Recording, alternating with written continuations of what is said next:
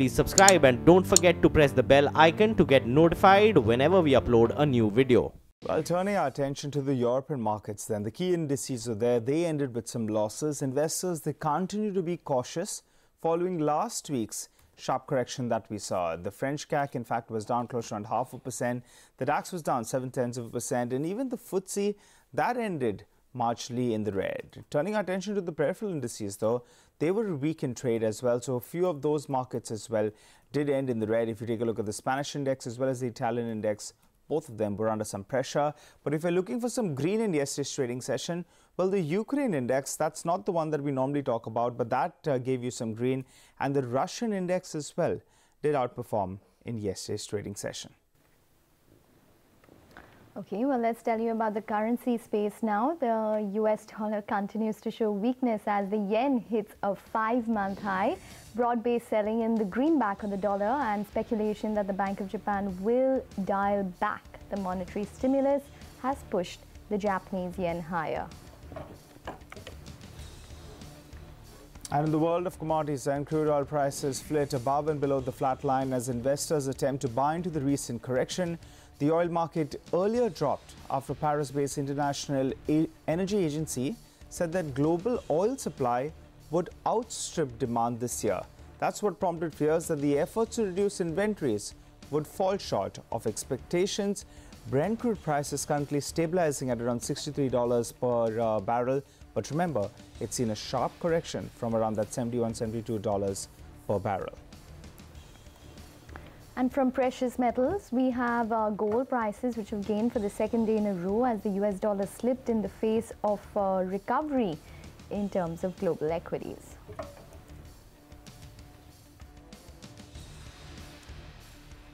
This Wednesday morning, we're back home on Dalal Street. On Monday, the markets ended higher, with the Nifty rallying in the afternoon session to end with gains of almost 1%. The Sensex 2 closed with almost 300 points in the green. The mid-caps outperformed benchmark indices with gains of about 1.5%. The Bank Nifty also was in focus. Naveen joins in this morning to tell us what the cues we need to work with and as well as what he's tracking in terms of banks. Naveen.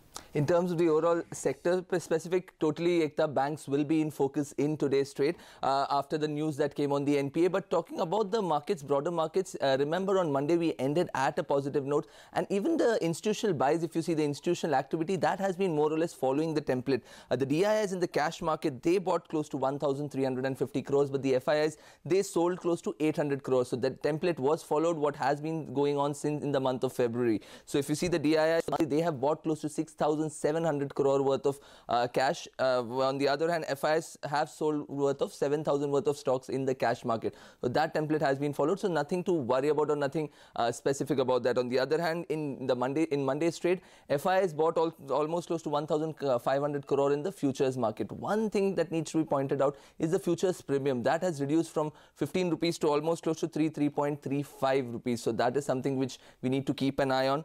Talking about the levels also, Ekta, if you see 10,600, that is where the maximum call addition has happened. So even if we move upside toward in today's trade, there will be some bit of a resistance that we'll be seeing around that 1,650 to 1,690 mark, because that is where the premium is, 91 rupees on 10,600 call. On the downside, support will be clearly seen at the 10,400 level, given the fact that 10,500 put over there, the addition is maximum and the premium is around that 100 rupees mark. Talking about the global cues lastly, it's more or less mixed. Down has ended up almost flattish. On the other hand, CAC and DAC, they have been down more than 0.5%. Also Nikkei and Kospi, they have been flattish. In fact, Kospi is up close to 1%, and SGX Nifty, adjusted to the holiday yesterday, is trading at around the similar levels of 10,540. Back to you.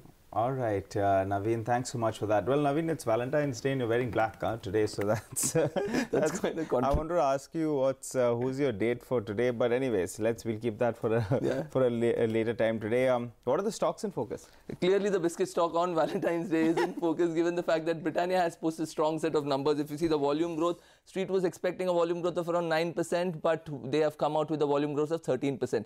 Expect that to be in green today. On the other hand, the other stock is Corporation Bank. bank. Remember, the net loss, that seems to be widening, and the asset quality has been deteriorating given the fact that the GNPAs have increased for the company. On the other hand, Aksh, Optifiber, good set of numbers. Remember, consistency is being maintained by this company. Operating margins up by almost 200 basis points at around that 11.9%.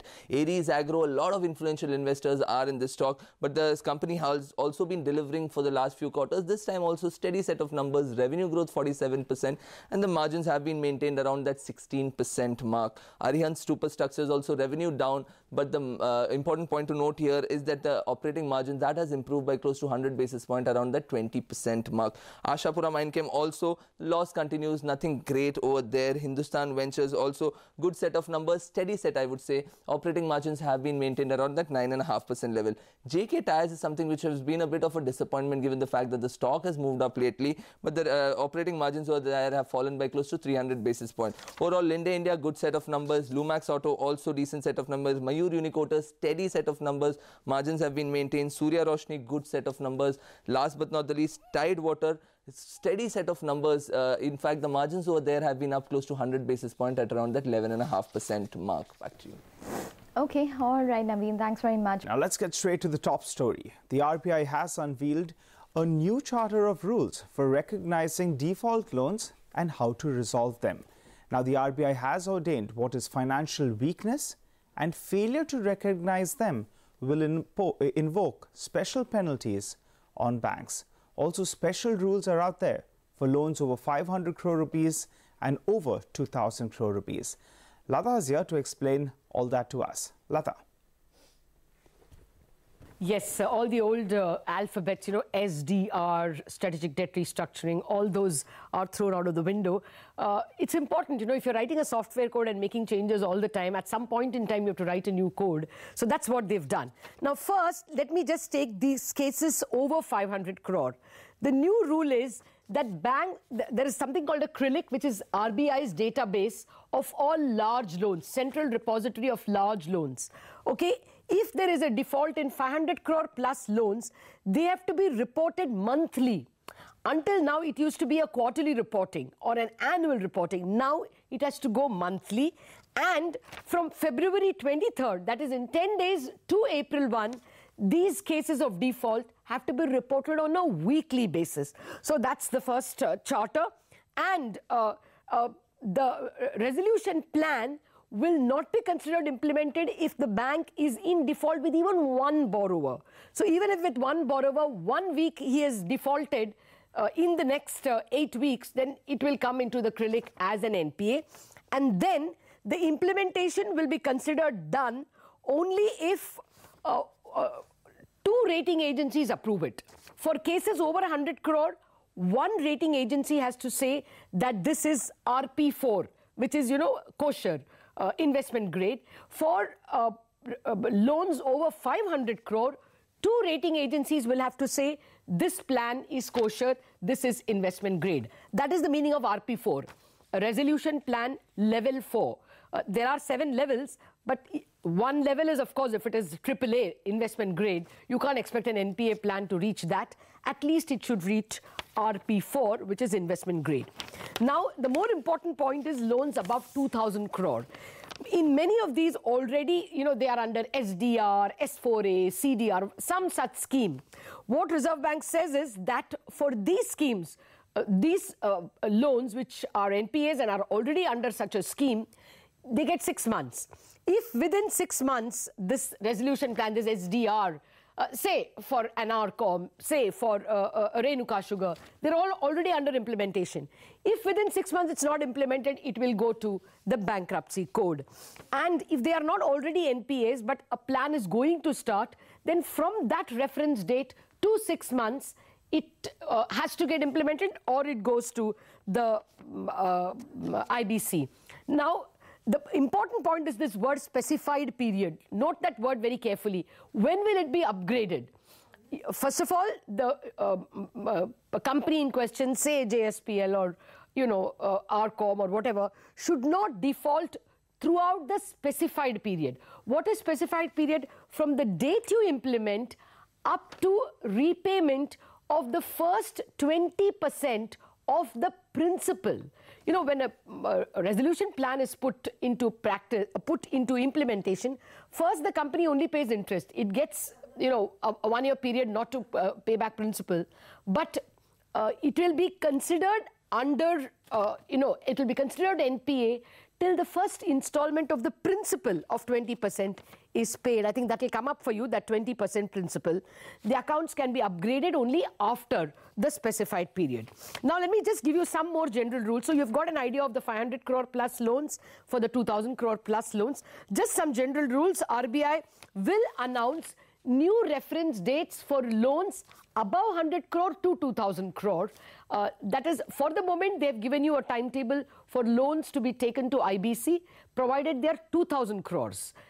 For below 2,000 crore, you will get a timetable eventually. That's the set of rules. All right, Lata, thanks very much for that. Well, we spoke with a whole lot of bankers and they expect a surge in slippages in the coming quarters. Let's listen in. Upgrading is going to be very, very tough, and the companies have to really come up with real plans. We need to actually understand the new regulations quickly, and all the banks have to understand. Like, see, earlier the disputes were because the companies were presenting plans where all the banks were not convinced. So that was the issue. Now I think they need to come with real plans where even the 20% of the payment has to happen before the account gets upgraded. So that means now, like, we need to get more realistic and understand the issues better. We have to, as per the new circular, definitely we have to analyze the position. And what I feel, whatever position, I am just saying my bank position and the industry. I think once this particularly new rule which is going to be implemented and scrapping of STRS 4A, definitely I feel there will be a spot in the NPA position. This standard restructuring position as to our bank is concerned, amount involved is only 2,300. But with this, any new thing comes up, we have to analyze that. Surely these would have been factored in by all the banks. We are not seeing the absolute end of the cycle. We will perhaps have to live with this pain for the next couple of quarters.